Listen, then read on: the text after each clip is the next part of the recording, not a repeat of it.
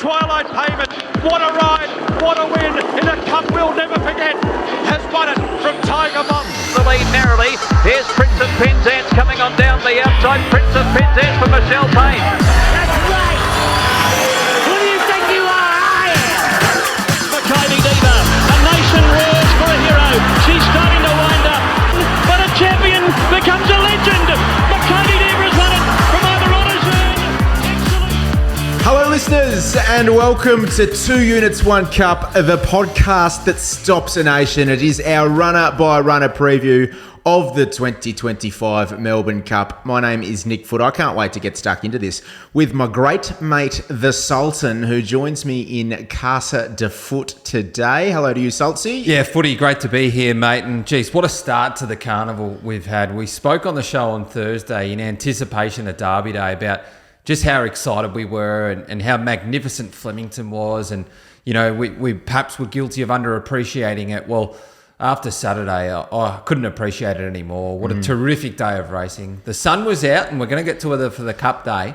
It's going to be a little bit different for the running of the Melbourne Cup, but it was a magnificent start to what is the best 4-day carnival in the world, and it just really overshadows anything else, as does the Melbourne Cup. Yeah, I cannot wait for Tuesday and for the rest of the week. I don't want to wish the week away, though, Saltsy. Hey, we spoke on our show on Thursday, our Derby Day preview show. The punters like to call it Christmas Day. You know, it's Christmas Day for punters, Derby Day. It starts off the 4-day carnival. I think Mark Zahra took it a little bit too seriously because, as we can see by this image here, he's had 4 winners in 4 races, 2 Group 1s if you don't mind. But he looks like he's walking out of bloody Nans. He's cleaned up from Arnie Joy's place. He's got some Lynx Africas in there amongst the presents. He has taken the P155. Well, obviously his family doesn't do Kris Kringle or Secret Santa because they all buy presents for one another. And I don't know, there might be some nice pair of socks in there or some eau de toilette as well. He rode that many winners, he forgot which one the first was, and it's going to go around favourite in the Oaks. When he was talking to TJ on Nine's coverage, he said, what? I rode Warney. What was before Warney? There was something before Warney, but I've forgotten about it. Well, it was the Wakeful, and you're going to be riding her in the Oaks on Thursday as well, and what a terrific performance that was. Get a good feeling. Tentaris just absolutely dumb. What a complete rocket. He might back up in the champion sprint. We're obviously going to talk about next Saturday on Thursday's show. We've got bigger races in the meantime to assess in the Melbourne Cup. But yeah, a great start to what is a tremendous week. Yeah, we're not going to stuff around. We're going to get straight into this program. No suppers, no pack your nags, nothing like that. It is straight into the good stuff. And you've had, let's say, a little bit of a falling out. It's a love-hate relationship for you with the Bureau at the moment. And what's the weather doing, Salts, for Cup Day? Because by the looks of it, she's not going to look like Derby Day out there on Tuesday. Yeah, the website's still shit house. But we've got some information across the desk that can help us both analyse the form and how the track is going to play. Slight shift of the rail from true to 2 metres. I thought it played magnificently Derby Day, but that slight shift, not much of an impact. But what's going to happen in Melbourne tonight? It's going to start raining on Monday evening, and anywhere of sort of 5 mil overnight, but it's not predicted to really let up until Monday night. Liam O'Keefe predicting that the Flemington track between tonight, as we go to record on Sunday, between Sunday night and Monday night, anywhere between 20 and 40 mils. Now, they didn't touch it. They didn't irrigate it after Derby Day, so it's already a good 3, so it's going to be firm. I think it can handle 15 or 20. Once we get past that, he's expecting that it likely hits into the heavy range at some stage Monday night. Now, we look at the Tuesday forecast. It's 1 to 10 mil, but it's most likely going to be 1 to 5 mil. If there's no rain on race day, I think we can be on a soft 6, maybe a soft 7, but we'll get in the soft range. That's the big key, isn't it? Yeah. If there's rain on race day or not. We always say Flemington, great drying track, but it doesn't dry as well as it perhaps once used to. And not during the day. So if we get any showers in the morning or, God forbid, any showers whilst the races are on, look out. This will be a heavy track. And I'm also expecting that the inside lanes are going to be inferior too. So by the time we get to the Melbourne Cup, which is race 7, 3 o'clock, of course, on the dot, they're going to be blending in off the fence as well. I think they'll avoid that inside section. So I'm looking for horses at this stage of my assessment. We can, of course, be nimble on race day. But at this stage of my assessment, I am looking for horses that are tough, proven at or near the trip, and not averse to getting their toe into the ground. And that's probably, in fairness, that's probably a pretty good setup for any Melbourne Cup, but it's probably overemphasised when there's a little bit of precipito around. Yeah, good point. Once they're, the time of the race, the slower the track is, the slower the time of the race is, the longer they're running, the more that they need to be actually working. So it's certainly going to be a test of stamina, and that's what we want it to be. We did have a physics discussion off air prior to this with weight relative to wetness of track, relative to how fast they can go, and I got myself in a knot. I wanted some peer-reviewed journal articles. Yeah, I think someone poo-pooed that. I'm not going to go with it. Okay. Anyway, hey, let's move into the market. We'll bring it up now. This is the Betfair market. So there's currently $200,000 of liquidity in the market on Sunday at and that's 2 p.m. Yeah, that's risen significantly since Sunday morning has. as well. So a lot of action about to fire up. Tomorrow, call the card. There'll be a lot more action as well. Yeah, plenty of key players there on the first page of betting. Our riffer, Mark Zara, you wouldn't put it past him to navigate from the barrier at around 10s. You got Half Yours as your race favourite. And then we flick over the page to see some of the other market fancies as well. The likes of Saddlecloth 24, Valiant King, your second favourite in the market down there. We'll be able to give you market updates as we go through runner by runner on the show. But that's just a little overview as we get stuck in. The most important part of this, any starting point for when you're assessing any race, let alone the Melbourne Cup, the biggest race, the race that stops the bloody nation, Salts, is the speed map. And Saltsy loves speed maps. That's one thing I've noticed. I heard a little whisper that you've put about 7 hours into this speed map, so rip through it. Yeah, I'm good at them, but your point regarding it being the most important start point for a race is applicable for almost every race except the Melbourne Cup. We use it as a guide. You're never sure what's going to happen. I've got the tempo on paper being average, but it is a Melbourne Cup and runs will be made early. It's grand final day. There's no tomorrow. You don't let those up front get away with murder. They'll flush out early. It's going to be a test of stamina as well. So generally, if you've got an average tempo and a big field, you don't want to find things in the back half of the field. But I don't care in the Melbourne Cup really where you settle. I think most things are going to get their chance. But the speed will roll across from Smoke and Romans, and also changing the guard. He'll roll forward, drawn the widest of all gates. But we've got to remember, we've got a very long run. Like the length of the 1,200 metre start point for the run into the first bend. So they can take a long time to roll across. I'm not entirely sure what they do with Further. He has sort of gone back in small fields, but the speed figures, early speed figures I have access to, have him potentially being able to hold a spot from a good gate. River of Stars will go forward. Goody Two Shoes can sort of be half slow, but a long time to muster down the Flemington Straight. I expect that runner to be very prominent, of course, stablemate of El Riffa, who can be on speed himself and draws quite tricky. Your current race favourite, Half Yours, I just expect him to find his feet. He hasn't been beyond 2,400 metres. The most important thing for him isn't settling position. It's an economical run, relaxing in the run, and just giving him every chance to run out a trip that he hasn't seen before. Your other hope's Valiant King. I think he's drawn a perfect barrier. He doesn't have to slot right down to the fence. And of course, everything's going to need some luck, but I reckon he can position sort of one off the fence. He'll be at the rear, but he relaxes very well. He saves his energy. Land Legend was actually forward in last year's Melbourne Cup, but he's not going anywhere near that this year, and he's been flopping out the gates. He's a bit of an idiot too. He sort of didn't he go forward really by default? Because he went through that stage of over racing. He was actually terrific in last year's Melbourne Cup. I think they'll go back with him, and there's a few died in the wool back markers, Middle Earth, more felons, flatten the curve, gets back. So a little bit of an overall snapshot of where your runner you're interested in might be settling in the run. Yep. Well, let's get stuck into it, Saltsy. We're going to go through our runner by runners here, units 1 through 24. At the end, we'll give our $100 betting strategies and also our top 10s, because it's just such a great race to play into all of the exotics. So we'll start with the top weight in the field.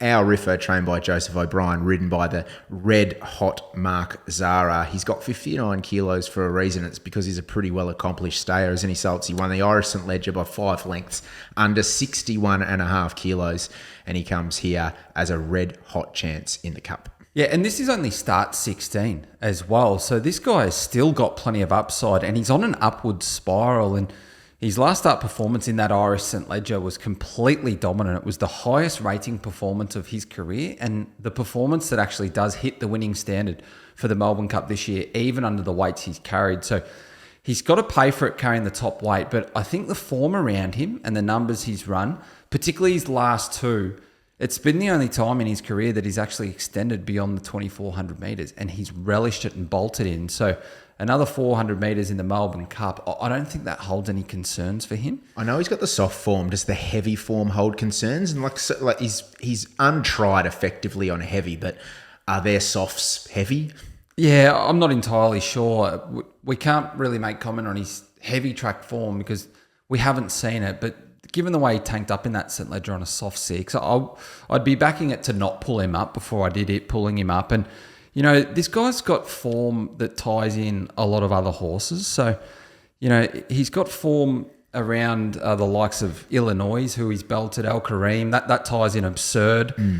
Illinois ties in further, as Illinois was on the heels of Scandinavia, and that horse took care of further by 4.5 lengths recently as well. Look, he's got to carry the weight, but he deserves it. He's the class horse. If the best horse wins, he'll probably win. But that's why this is a handicap. And the idea is they all try and cross the line together. But I'm certainly not ruling him out. I think he's got really good top 4 hopes. And let's not forget, he's got Mark Zahra in the saddle. It's worth 2 lengths at the moment. So he's a superstar. It's barrier 19. He wouldn't care. Go, okay, give us a challenge in the Cup. No dramas. Genuine winning hope is our riffer. Let's move on to horse number 2 now. It is a Buckaroo, Chris Waller, Craig Williams. A handy little pickup ride for Willow too, with the omission of Sir Delius from the Melbourne Cup. Not a bad pickup after what was a bloody good run in the Cox Plate, just being nosed out by Via Sestina. Much kind of draw this year. Joe Moreira probably didn't get it right in last year's Cup Saltsy. I think that's fair to say. He ran the fastest last 8.642 of the Cox Plate and didn't win. How's he going at the 2 miles? Well, I think he ticks the box because I thought his run last year when the Magic Man Joe rode him, you gave him a sore back, Joe. You wanted to be up in it. You needed, if he rode for luck. It's Graham Begg type stuff, isn't it? It was a shocker. At if he rode for luck yeah, and he got the same run as Knight's Choice, he wins the race. He went bush. His 8-2 was huge against the pattern on a fast track. I got no concerns about him running at 3,200 metres off that run. Prior to that last year in a Caulfield Cup against the pattern on a soft 6, he was magnificent. He handles soft going. I don't think he wants it in the heavy range. Did fail in Queensland on a heavy track, but if it's in that soft range, I think he can run well. Very elegant, went through a Cox Plate into a Melbourne Cup, and you know that was jumping sharply in trips. She didn't have any staying runs that preparation. The difference this year for him as opposed to last year is last year he hit at 6th up out of a Caulfield Cup. This year he's only 5th up with no 2,400 metre run. So I think he's at a little bit of a disadvantage as compared to where he was going last year, but his lead-in run was very good. It was actually the highest rating performance of his career to date. I'm not going to back him. I'm going to risk him. Yep. But I'm certainly not putting a line through him. If he crosses the line first, he's got a bit of class about him. I wouldn't be surprised. I think he's a gun. Honestly, I question his desire, a little bit of intestinal fortitude around Buckaroo. I think he's going to run a really nice race. For me, he's one that's going to go in all of my exotics. He'll be in my top 10 at the end of the show. But I'd be surprised if he won the race. Yeah. That's where I sit with Buckaroo. Yeah. I got him in my top 10. But I'm going to risk him as a betting proposition. Around that sort of $9.50, $10, it's a little bit too short. Yep. What about saddlecloth number 3? We'll move on to Arapaho, carrying 56.5 kilos from barrier 15 for Björn Baker, Rachel King. He's the 9-year-old. He's the battle-hardened veteran for the Baker stable, is Arapaho. He's an absolute ripper. He's a Sydney Cup winner as an 8-year-old last autumn. He ran a bold 3rd in the Winx Stakes first up. He hasn't been probably at his best since that run. 8th in the Bendigo Cup last start. How's Arapaho's hopes? Well, that's the issue, mate. You know, he peaked as an 8-year-old, carrying 56 kilos in a Sydney Cup, and now as a 9-year-old, he's on a downward spiral, but he's got 56.5 in a Melbourne Cup. we know he stays the trip because he's done it before and he handles wet tracks, but all of his runs back this preparation, aside from maybe a first up run, which was quite good on a heavy track. So, the wet track brings him into it. I haven't slotted him into my top 10 just because that first run, this preparation since then, he's been well below his best. And, if you're a 9-year-old and you've developed a habit of racing below your best, you're hard to make a case for turning the tables on that recent form. Yeah, and his price suggests that as well. Let's get to horse number 4 now, Vauban, 56.5 kilos from barrier 2. Gay Waterhouse and Adrian Bott train him ahead of this year's Cup. Black Shin rides. He's an 8-year-old. This would be the most Nick Foot thing ever for Vauban to come out and win this year, because I've been on him the last 2 years, Saltsy, on this show. He's been part of my $100 betting strategy. He was the favourite in 2023. He was close to it again last year, well supported with Willie Mullins. He didn't leave these shores after the Cup last year, so he switched stables into the Waterhouse Bott team. He's been a traditional melter in the yard as well. I'm intrigued to see what the market does with him. How's he placed this year, given the fact that he's stayed here, so he's acclimatised, he's switched camps, but he is another year older. I always was thinking that this preparation, they weren't going to take him to a Melbourne Cup. They were going to keep him around that 2,000, 2,400 metres. He gets here, he's been to Flemington twice and he's failed twice in this race. So it's hard to forgive because he's had the SP where the market was expecting him to run well and he hasn't. So I find those hard to forgive. He was quite good in the Metrop. I think with a clearer run, he might go close. I don't have the Metrop being the right form, but it's okay. And he was just a little bit plain in that Caulfield Cup. There are a lot of other runs through that Caulfield Cup that you'd like to follow. He might end up on the inside, which is inferior going. It'd be the definition of a kick in the dick for punters. It would be the ultimate. Everyone would just be feeling like their nether regions have been pummeled by a hawk. But if Vauban wins, yeah, I will be ordering an Uber Comfort from the track because I will need all of the comfort in the world. Yeah, he'd be going around without me, mate. Yeah, same here. But wouldn't it be great? No, it wouldn't. Number 5. Let's move on from Vauban. Chevalier Rose, 55.5 kilos. The Japanese raider Hisashi Shimuzu is the trainer. He brought Murder Glass out to win the Caulfield Cup in 2019. Damien Lane, obviously with the Japanese connection, he will ride an 8-year-old stallion, 30 career starts and 3 wins. He's a genuine stayer, this guy. He's a 3,600 metre winner. His last 2 runs are over 2,200 and 2,000 metres.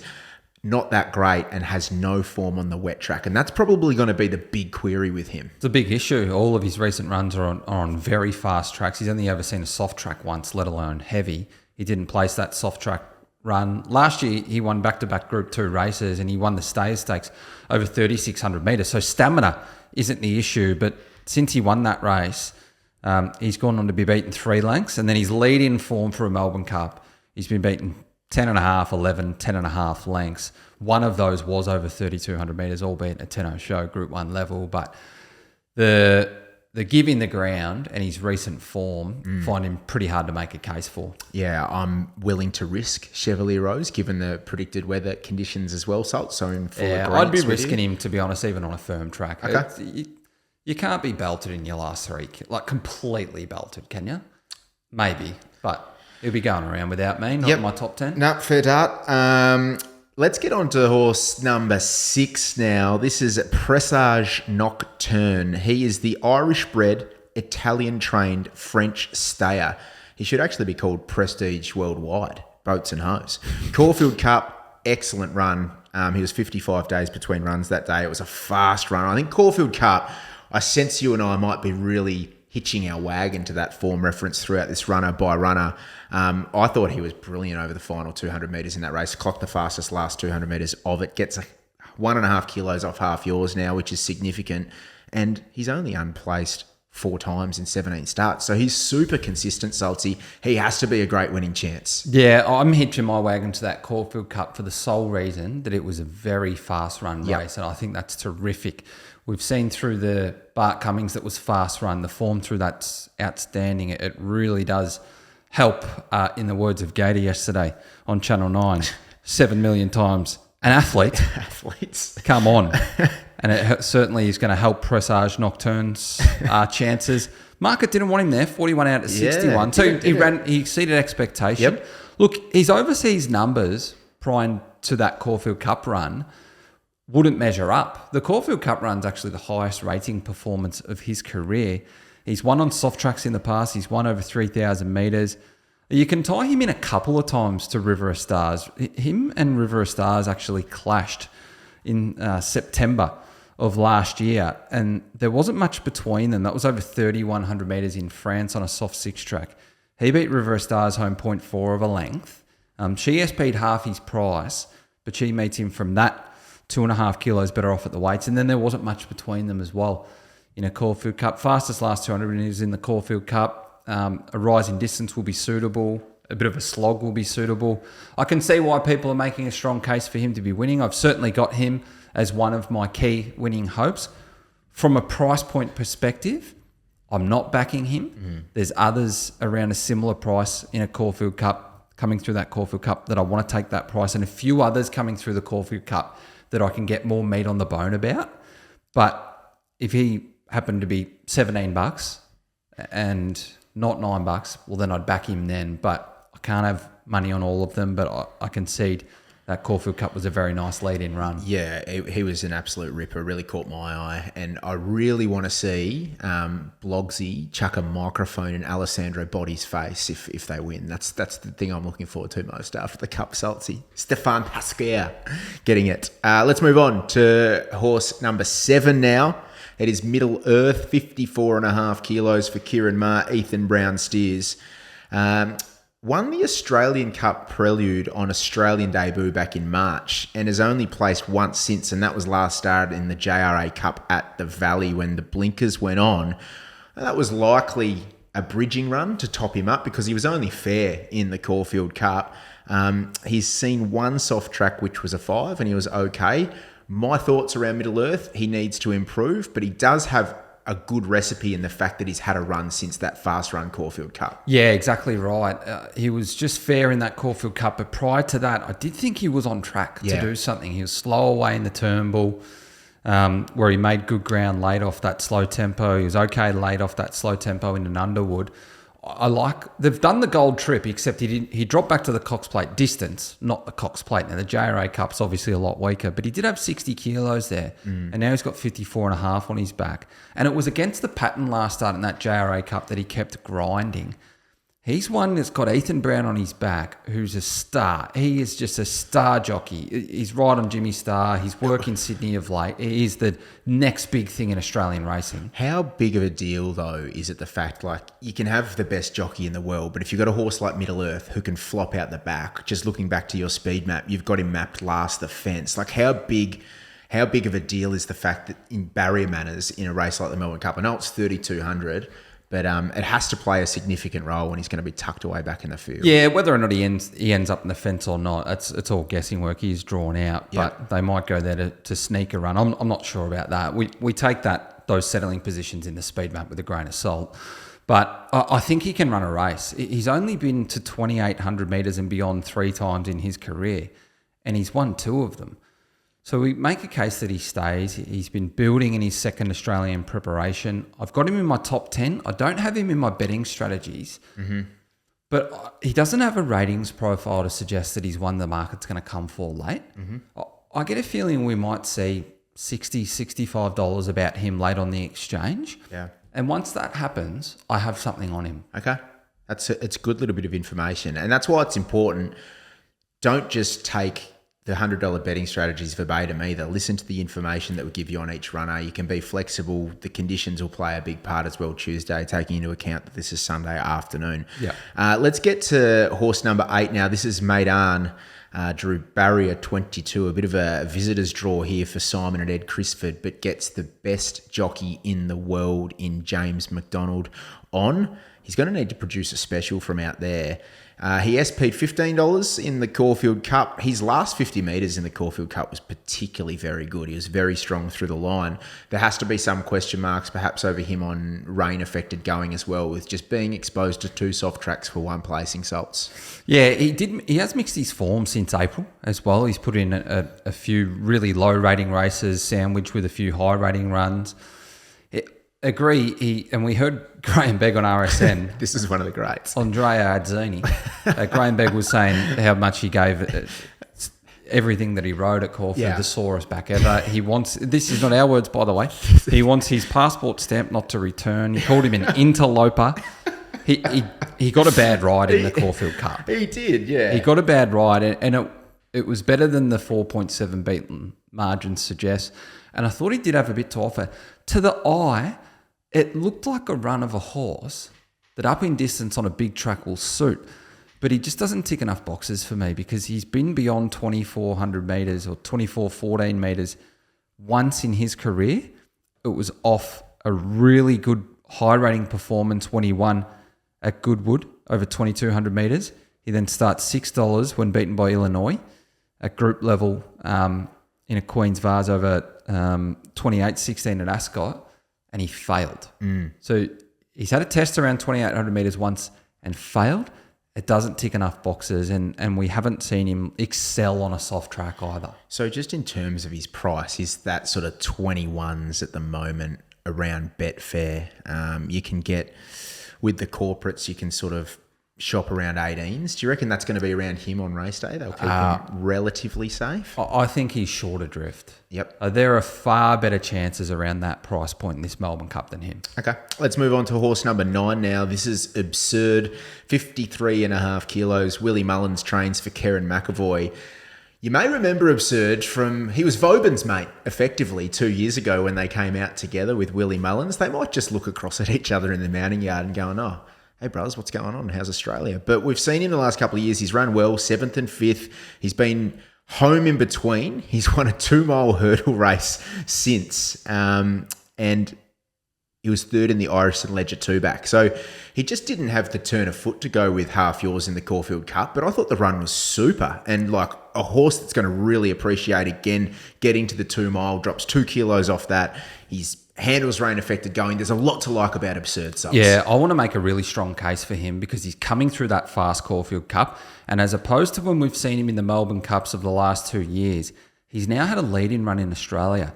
So let's have a look at what he did in the lead-in to last year's Melbourne Cup, where, mind you, he probably wouldn't have won, but he should have finished closer. And he ran out the trip and was strong through the line. It was a really good run in last year's Cup. And he beat home every runner that he meets again from last year's Cup. So leading into that, he was resuming that year in February. And from February, the Melbourne Cup was his 5th up run of that preparation, obviously with a lot of runs spaced. Now this year, he's actually 7th up after resuming in March. And his lead-in run in the Caulfield Cup is 8 weeks closer to the Melbourne Cup than what his lead-in run was last year. So he just has to be fitter.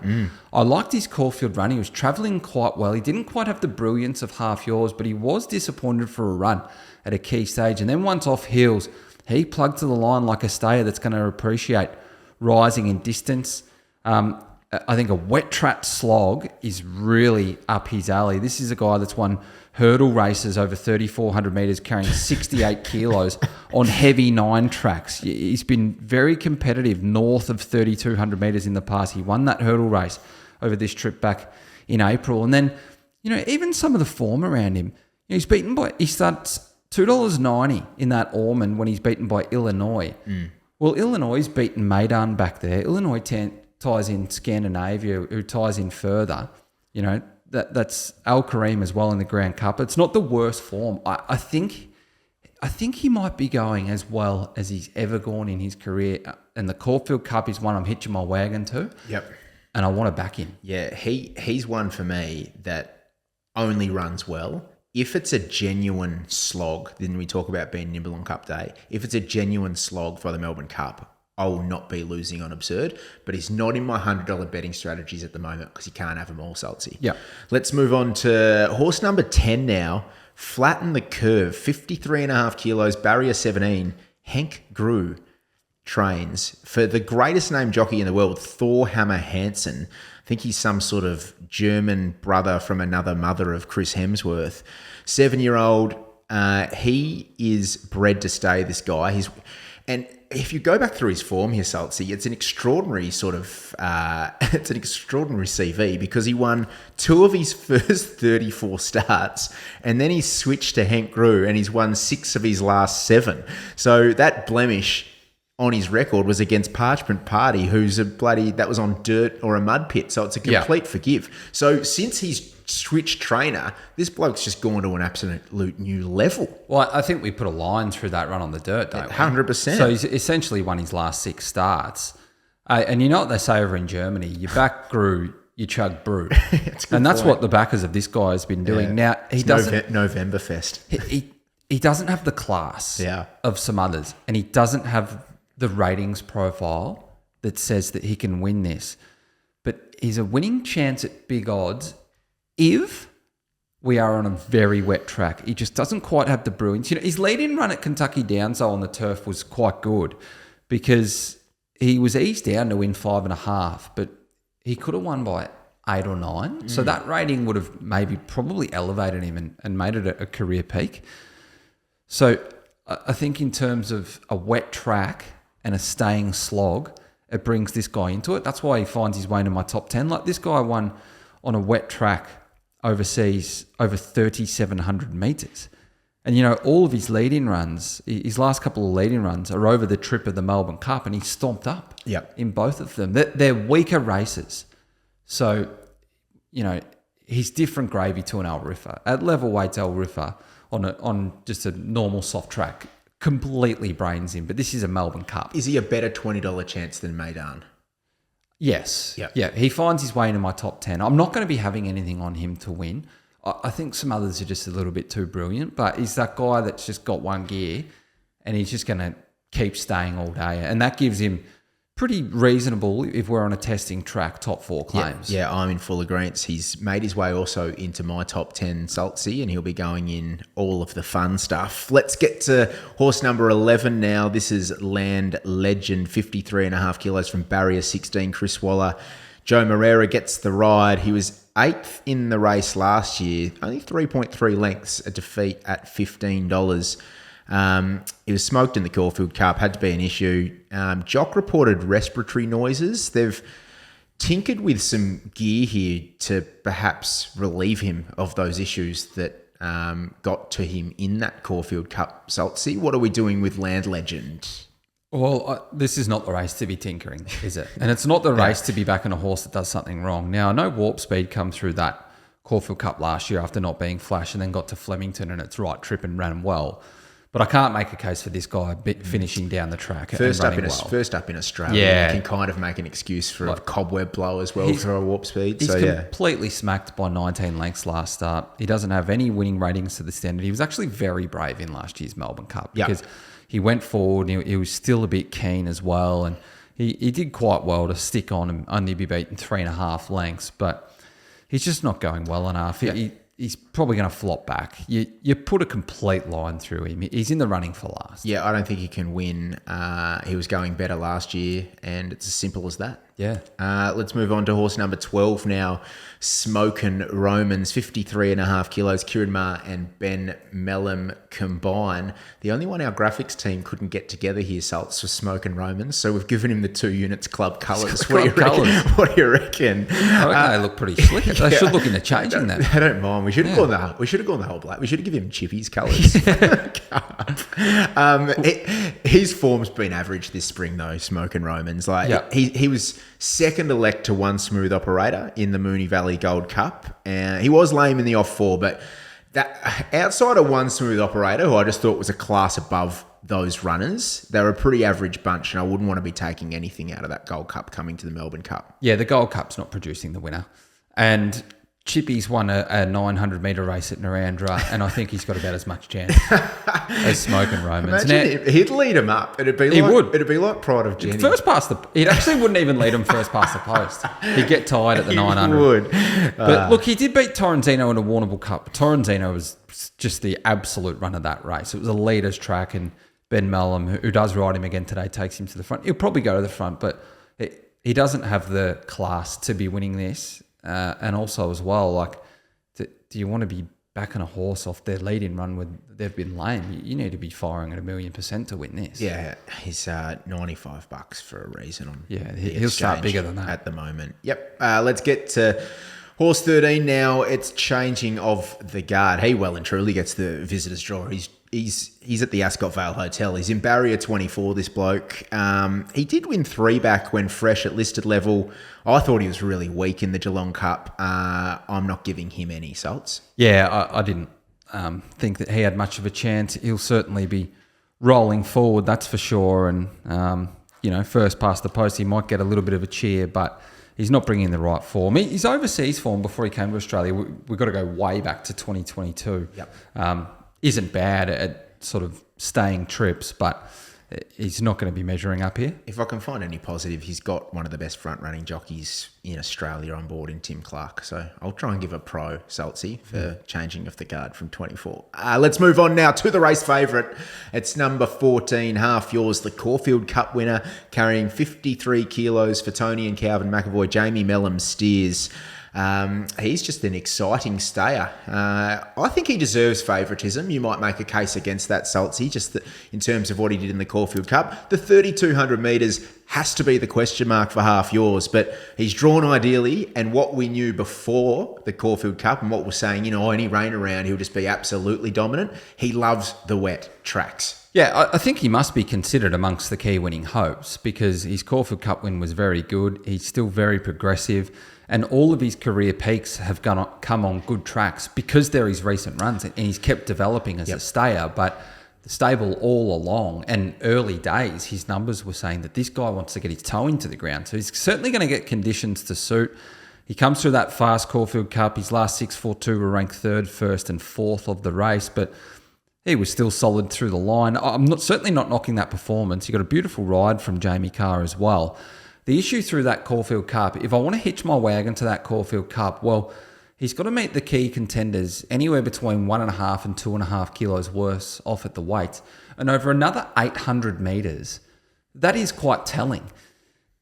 There's others coming through that Caulfield Cup that we can get bigger prices about that meet him better at the weights that have also had runs in the past beyond 2,400 metres. So not much of a query. I talk of a Valiant King. We'll talk to him in a little bit. He ran in last year's Melbourne Cup and he was okay out wide. I want a horse that I don't have a query about at the trip to be taking anywhere sort of sub $15. And I'd have to take sub 15 for him to find out. It's not to say I'm going to be shocked if he wins. He's amongst my key winning hopes and he's in my top 10. But from a betting point of view, I don't want to take that price. And I wouldn't be surprised if late in the piece, a lot of people playing late have a sort of similar approach as well. Yeah. And on the exchange, maybe he starts about $10. Yeah, we're not big historians here at 2 units. I think we've made that pretty clear. But for those viewers that are Melbourne Cup favourites, they've won 32 times. Fiorente was the last to win as a favourite in 2013 as a $7 chance. So just a little tidbit for the punters out there that perhaps like to back the favourite in the Cup. Salts. We'll move on now to horse number, what are we up to here? 15. More Felons, trained by Chris Waller. Tommy Berry, he's a 7-year-old, 21 career starts, 5 wins to his name.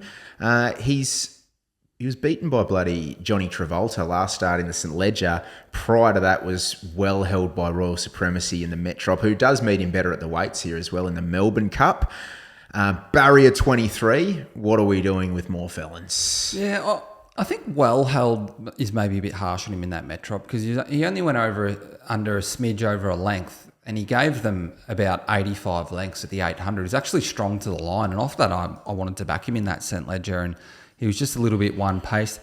He's been to the Melbourne Cup before, and that was when he was at start 2 in Australia. He was beaten by Without a Fight. He was in the wrong part of the track, but he's still handled by 9 lengths. But prior to that, some of his form in Europe, he did actually stay. So I reckon he's getting to his right trip now. He just looked very dour and one pace in that St. Ledger. I don't think he can win the race, but he's one that I can make a case for running out the top 10 because it's a little bit of a war of attrition, and I think he'll stay the trip. Yep. Well, he's at a pretty nice price there, is More Felons, if you want to be including him in some of your exotics legs as well. Saltsy making a case for top 10. We'll move on to horse number 16 now, One Smooth Operator, 53 kilos. Harry Coffey picks up the ride after Mark Zara was very nice steer in that Moonee Valley Cup last start. He's an 8-year-old. We saw him come out last year and win the Geelong Cup before going as a $7 chance in the Cup. I just have question marks around who he beat in that Moonee Valley Cup. That's not the form reference I want to follow, but he was clearly a class above them at the same time, Salts. Yeah, I thought the race set up beautifully for him, though. They bunched up on the bend. He got the lovely slingshot. Yeah. Mark Zara gave him a great ride. Any give in the ground is going to be an issue as well. You can forgive last year's Melbourne Cup because he had that sort of foot issue after he stomped up in the Geelong Cup. So you want to be 100% right for the Melbourne Cup. But, since then he went back to Europe and his form was just not great. He was finishing, being well held at sort of this trip. So I don't want to lean into that Gold Cup as a form reference. We wish Harry Coffey all the best, but I'm not sure about this guy getting through the going as well. Yep. Yeah, well, that's the question mark, isn't it, on the soft form too there for One Smooth Operator. Let's get to horse number 17 now. It is Further, 52 kilos. Andrew Balding brings Further out for Michael D, who will steer. He's a 4-year-old, Northern Hemisphere 3-year-old who's lightly raced. And I just feel, Salts, amongst a plethora of sort of 7 and 8-year-olds, this guy just brings a little bit of spunk to the race. He was 2 back 1 at Group 3 level. That was over 2,700 at Newbury. Last start was 4.5 lengths off Scandinavia. That's a high-class Group 1 Irish St. Ledger. Lightly raced, as a result, gets in with 52 kilos. That's 6.5 kilos less than what he carried in that St. Ledger. He's drawn beautifully. Further's one I'm very interested in this year's edition. Yep, he's on the up, and he's win back over 2,700 metres, rated to the winning standard of this year's Melbourne Cup. And that was a performance that suggests that being a lightly raced stayer to handle 2,700 metres, well, you're going to keep progressing once you rise in distance. So he's got a good profile. The knock has to be soft going. So that St. Ledger, he was beaten by Scandinavia. Ties in a few here. Ties in Absurd through an Ormond and Illinois and whatnot. But it was a soft 6 track. And, he's beaten 4.5 lengths, Group 1 level, first crack Group 1 level. Wasn't disgraced, but he rated down on his previous performance. And even though it was his first 2 starts, there are his only other 2 starts on rain-affected going. And then he resumes his next preparation on a good track and he wins. So there's got to be some sort of question mark there. Look, I concede he's got some chances. He didn't make his way into my top 10 just with a little bit of a concern over that wet going, but he does have the profile of an up-and-coming stayer that's getting in very light. He's never seen less than 56 kilos on race day, so he's not going to know himself. Yeah, he's got the profile for me. He's certainly well embedded deep into my top 10 is Further in this year's Cup. We'll move on to number 18 now, Parchment Party. This is the first American-trained horse and rider to take on the Melbourne Cup. He won his ticket through the Belmont Cup. Look, that wasn't on grass. How will he actually go on grass? I've got big question marks over this guy. I'd be very shocked if he featured, Salts. Yeah, look, he's you could potentially win on this guy. Money back for last in the sweep.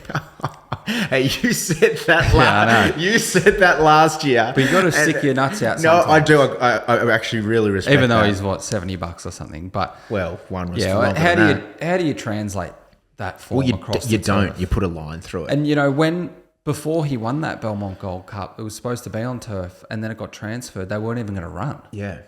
But then it got transferred. He runs. So they avoid turf. Well, all the interviews straight after the race when he won the Belmont Cup was because it was a golden ticket race at the Cup. They said, we're not going to bring him. Yeah, they're coming for a party. Yeah, they're like, we're not going to bring him. We're not going to bring him. And then, well, now we have it. He's bloody here. So he stays, but you just can't line that surface up. Yeah, in full agreement. He's, I think he'll be somewhere between sort of 23rd and 24th. Number 19 is Athabaskan. It's for the O'Shea and Charlton team. Declan Bates will steer. He's another one of these runners that's through the Moonee Valley Cup, which was won by One Smooth Operator. He's got a $1.5 million prize money to his name. He's been a pretty solid contributor to the stable. He's got good soft form. Can you make a case for Athabaskan? In terms of saying whether or not he stays 3,200 metres, he does, but he doesn't.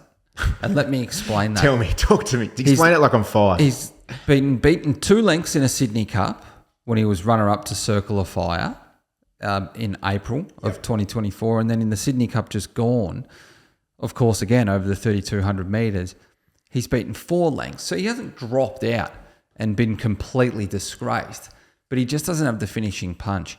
When he had the back of Circle of Fire, who was wide in that Sydney Cup, he should have won. If he stayed the trip, you win that, because Circle of Fire had the hardest run in the race by a mile. You had to have been running past him to say that you run 32. So I'm going to say he could just plug away, maybe run a top 10. I don't have him in my top 10. Yeah, I'll certainly be losing if he wins. And again, that Gold Cup, it's not my form reference for this. Yeah.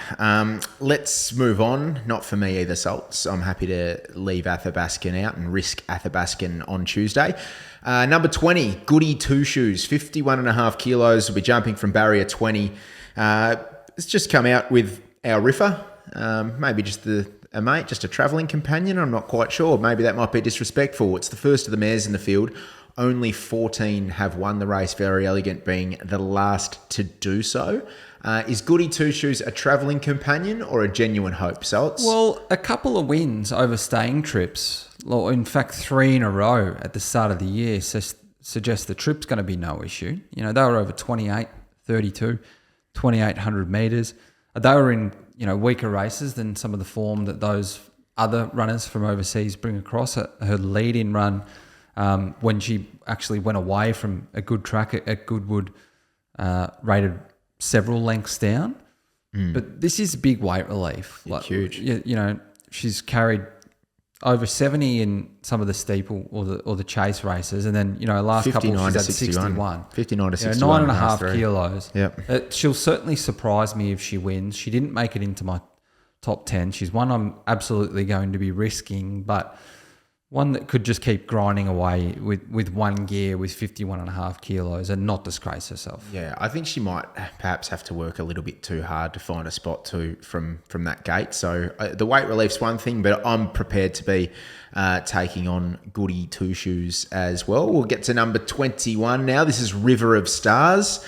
51.5 kilos this mare will carry in this year's Cup. She's taken a little bit of time to get going here in Australia, this mare, but I think she's well and truly arrived. Bo Mertens will ride for Chris Waller, as he did in the Caulfield Cup. And what I like about her, Saltsy, is she's the 2 fast races she's been in here in Australia, the Sydney Cup and the Caulfield Cup, and she's run into the placings. So she's going to love 3,200 metres. She's going to love high pressure, I think 51.5 kilos, and she's deep into her prep here. This looks a real set play from Yulong to Chris Waller to the Melbourne Cup. She'll be staying. She debuted. She got belted on debut. She debuted over 2,900 metres. And then starts 2 and 3. She wins start 2. Over 2,800 metres, and is very competitive in a high rating race in France over 2,800 metres. I mentioned the tie-in in France as well, over 3,100 metres with Presage Nocturne. Not much between them, meets him better off the weights. Look at her running the Sydney Cup of this year and have a go at how much merit there was, considering she was second up and had to go forward in what was a very fast run race, and she kept plugging to finish third and only be beaten 3.5 lengths to those that had softer runs. So she stayed the Sydney Cup off a tough run, second up. Well, now she's 5th up into a Caulfield Cup, having ticked that stayers box. And I would argue that her run in the Caulfield Cup was arguably the run of the race, because of all those first sort of 6 or 7 that crossed the line, she was the one that was closest to that really fast speed. She was held up at a key stage, and then she got clear in time, had her chance, but she just kept charging to the line and ran through the line there to only be beaten half a length. Geez, that tops her up nicely for this. She's got no weight on her back with 51.5 kilos. She meets half yours, 2 kilos better off at the weight. She's got that tactical speed to offset that draw. I got no issue with that draw for her. She'll be rolling across, settling in the first 4, 5, 6. And this is the one that I'm making a case for in terms of just lining up their prices. Like, I can't watch that Caulfield Cup run and get shopped $20 for River of Stars and be asked to take $7.60 for half yours. At those prices, you have to be backing her. Yep. No, I'm with her. I'm with her as well. So she'll certainly feature in my plays when we get there. I think it's a really nice foundation for her heading towards the Cup. I hope she can get it done for Bo Mertens too, who's just one of the absolute good guys. Good dude. He can ride him at a price too, like in terms of, I think he had Shiraz a couple of years ago at 120s, and he's obviously River of Stars in the Caulfield Cup at 90s. So he can ride him into the minors at a price, but this is a genuine live chance, and in the market is River of Stars. Let's get to number 22 now. This is Royal Supremacy, carrying 51 kilos. Kieran Maher, last year's winning jockey Robbie Dolan, if you hadn't heard, will steer Royal Supremacy. I think he can run a race. He handles the conditions. I love the run in the Caulfield Cup, sort of in restricted room over the concluding stages. Formerly, obviously, a European galloper. He came third in a Group 2 over there. He's always had sort of a pretty good grounding to be a successful stayer in Australia, and he has been racing very well this preparation, Saltsy. Yeah, well, he's run prior to coming to Australia on a soft track over 2,600 metres. It only rated a length off the winning standard here. Another 600 metres is a fair bridge, but he's certainly got the right grounding for it, hasn't he? Because he's essentially been up since May with a few freshen up and space runs. He's a Group 1 winner this prep. Yeah, he won the Metrop, and he's only up a kilo on winning that Metrop. Yep.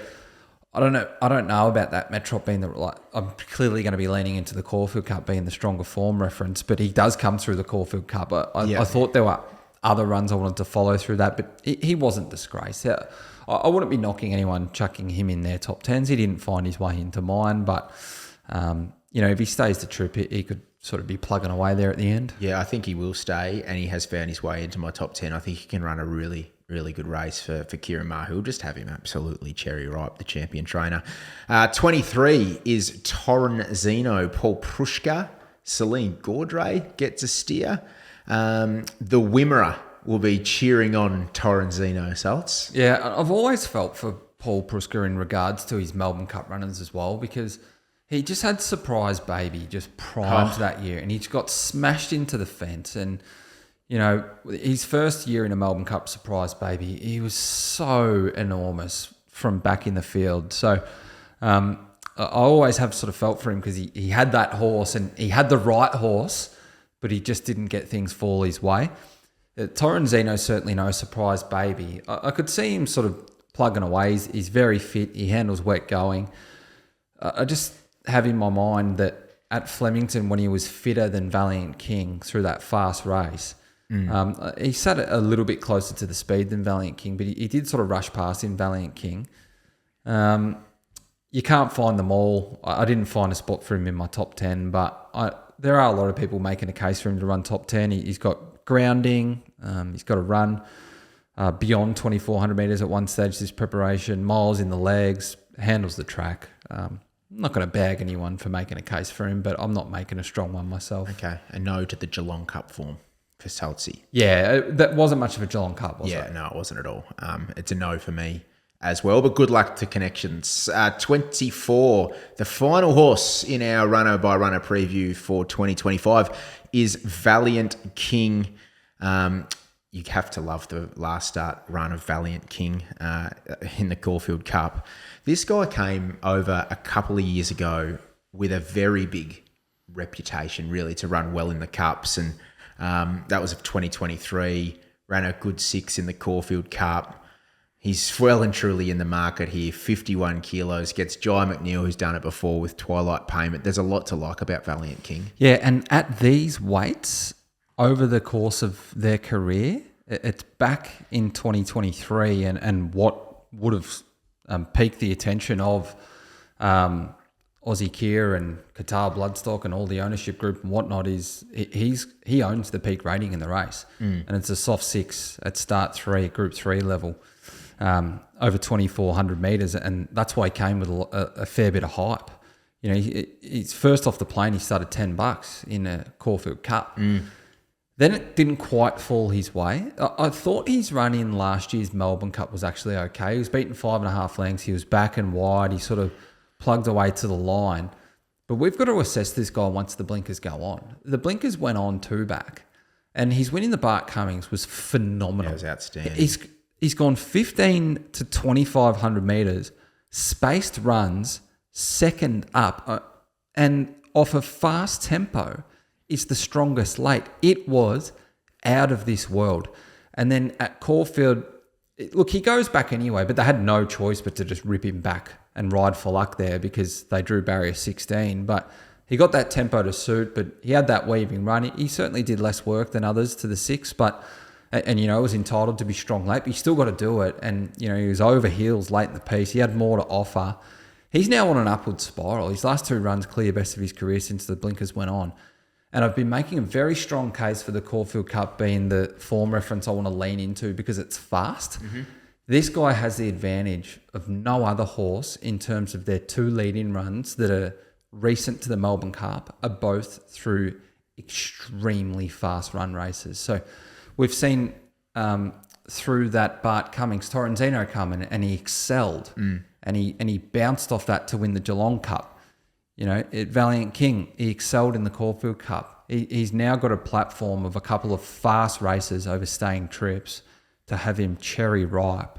And a horse with change-up speed that's just going to be saving all his tickets for the last crack at them is very dangerous with 51 kilos. Yep. Pretty strong case there for Valiant King. That rounds out our runner-by-runner assessment. Another one down, Saltsy. Tick the box, the boys. And you know what? I've never felt more confident about one. Yep. I love to hear that. And yeah, we might. I think there's a few in my plays that are just ticking the boxes of sticking on late at over 3,200 metres in a challenging race. I want to get stuck into our top 10s before we give our $100 betting strategies. And the way that... when I was putting together my top 10, you talk of like confidence, I was really happy with my 10. I think in previous years I've gone, I wish I could squeeze this one and this one and this one in. I'm happy to risk them. So I'm very confident with my top 10, which I'll be able to play around with some exotics. I might reel off mine first, Saltsy. Yeah. I've got my on-topper as Presage Nocturne. You'll see in my first 5 runners there, 4 of them bring the Caulfield Cup. Actually, in my top 6, 5 of them bring the Caulfield Cup reference. So we've got Presage Nocturne, Further, River of Stars, loved that run. Half Yours, the Caulfield Cup winner. Valiant King, who you've just made an outstanding case for. I think Absurd, particularly if it's a slog, is just going to absolutely thrive on getting through 2 miles. Buckaroo, he can run a really good race. I want to put him in everything. He's the one that I would be shocked if he won it, but I think he'll run really, really well. Flatten the Curve, the Thor, Hammer, Hanson, Royal Supremacy, a little bit of different form just with the Met Drop. I think we'll be absolutely primed to go to the 2 miles, and then our Riffer, just a little bit of the top weight overseas class. That is my top 10. And what about you, Saltsy? How are you playing? Yeah, I got Valiant King as my first selection, and I'll be betting around with my top 3. Valiant King, River of Stars, and Absurd, my top 3, all have Caulfield Cup form reference through fast race. I couldn't ignore El Riffer in for 4th. I couldn't ignore the fact that every time I was looking around some of these European stayers' form, the ones that were tying in horses that I liked had gone and clashed with this guy and been absolutely smacked. So, like, the form around him's so good that he warrants that top weight, and he's got an informed jockey. Buckaroo, I loved his run in last year's Melbourne Cup. I think he can stay the trip again. His Cox Plate run was tremendous. Presage Nocturne was very strong late in that Caulfield Cup. Flatten the Curve in at 7. I've got Flatten the Curve in at 7. Bit of an asterisk there, just it being ahead of Half Yours if it's just a genuine heavy track, because this guy's just got 1 gear and he's just going to continue to stay all day. Half Yours, whilst I think he can win the race, all those that are ahead of him have been to the trip or thereabouts before. and it's just proven there's just that little bit of a question mark. I'm not going to be surprised if he wins. I'll play around. He'll find his way into a few multiples, but just at the price as well, I'm just risking him with those others through the Caulfield Cup. And the two that I think can run a race at big prices are Middle Earth with that sort of Caulfield Cup back to the Cox Plate distance, and now getting to a trip that he might want, and more Felons as well. I thought he was just very one-paced in Sydney last start, and he's going to be one that will just be plugging away late. Can't win the race. And he's probably one of maybe him and Flatten the Curve. I don't think they can win the race, but I think they can just keep being one-paced if it's very wet. Yep. We'll move into our $100 betting strategies now. This is how I'll be playing the great race. $70 Presage Nocturne, the French Galloper, the Italian trainer, Alessandro Botti, I think can run an absolute ripper. Loved the run in the Caulfield Cup. No friends whatsoever in the market. 41 out to 61, clocked the fastest final 200 metres of the race. It's going to eat up 3,200 metres. Second up with that shorter gap between runs. And then $15 River of Stars and $15 Further. So really hitching my wagon, as I said, to that Caulfield Cup form. Further's the one that's the 3-year-old Northern Hemisphere runner here who's got the X factor, the bit of spunk about him, and I want to be making him a winner if he comes here and stands up in the Cup. Yeah, my numbers are a little bit weird. Yeah, but which is right on brand. To be totally fair. But I needed to make it that Valiant King was my best result, and then I wanted to make River of Stars an absurd, virtually an equal result. Okay. So I've had $58 to win on Valiant King. I've had $23 to win on River of Stars, and I've had $19 to win on Absurd. So I've staked those accordingly. Valiant King, my best result, and then River of Stars and Absurd, I've made level results through that Caulfield Cup. And like you, I know you've got sort of one outlier there. I've said it repeatedly. I want a fast race lead in for a staying trip, and all those three tick the box. Yep. I love that you drew the line at not putting a decimal place like $38.25. Have you seen that dickhead on the block? No. He does auctions and he's like, $3,333,997.28. And everyone's just like, shut your stupid face. It wasn't even funny the first time you did it. Good stuff. The little one there that I don't have in my betting strategies, I'll just like, once I get that bigger price late in the piece for Middle Earth, You're hovering. I'll have a little bit of a nibble on You him. are hovering, aren't you, around Middle Earth? Hey, that's been a lot of fun to do that. I think that's our fourth 2 units, 1 cup now. So we're kicking goals here, Saltsy. We've got the winner here this year, which is great as well. Feeling the flow. Feeling the flow. Unit Army, hopefully we've armed you with the information that you need to go and have a very successful Melbourne Cup day. You don't have to blindly follow our $100 betting strategies by any stretch, but hopefully there's been enough analysis in there that will give you some guidance in terms of how you'd like to play the great race, because ultimately it's the funnest race to bet into in the world. So we want you to be able to go and do that. It's the greatest and race have in the world. Plenty of fun. So it's always fun doing it with you. We'll be back on Thursday for our Champions Day Stakes show. So you want to be a champion? I cannot wait. What a day that shapes Get your up to Phil be. Jamison out, boys. We'll chat to you then, but it's been a lot of fun. Thank you for joining us on 2 Units, 1 Cup, the podcast that stops a nation.